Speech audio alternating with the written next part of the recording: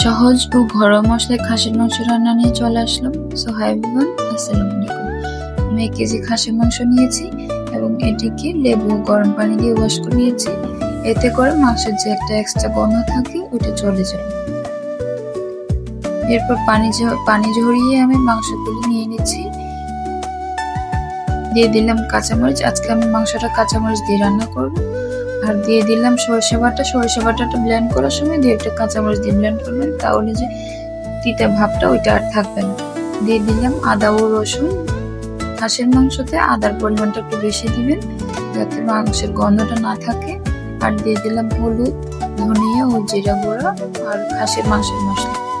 আমি এখানে গোটা গরম মশলাটা দিয়েছিলাম, যেটা ভিডিওতে স্কিপ হয়ে গিয়েছে।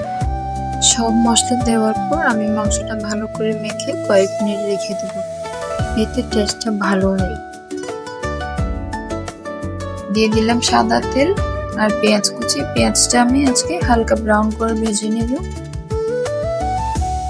এরপর খাসির মাংসগুলি দিয়ে কিছুক্ষণ কষিয়ে নেব।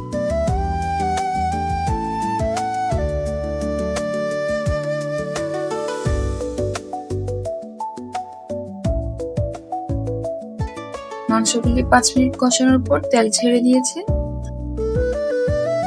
এরপর আমি ঢাকা দিয়ে রান্না করব যাতে মাংসের পানিটা ছেড়ে দেয়। ঢাকা দিয়ে আমি প্রায় 10 মিনিট রান্না করেছি এবং মাংসের পানিটা শুকিয়ে গিয়েছে। এরপর যে মাংসটাও 50% পর্যন্ত সিদ্ধ হয়ে গিয়েছে। আমি কয়েক পিস আলু দিয়েছি, যেহেতু আমার ঘরে বাচ্চা আছে।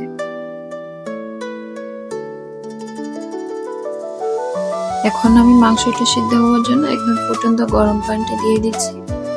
এখানে ঠান্ডা পানি দিবেন না আপনারা কখনো। ঠান্ডা পানি দিলে মাংসটা আবার সিদ্ধ হয়ে যায়, এটা যে কোনো মাংসের ক্ষেত্রে।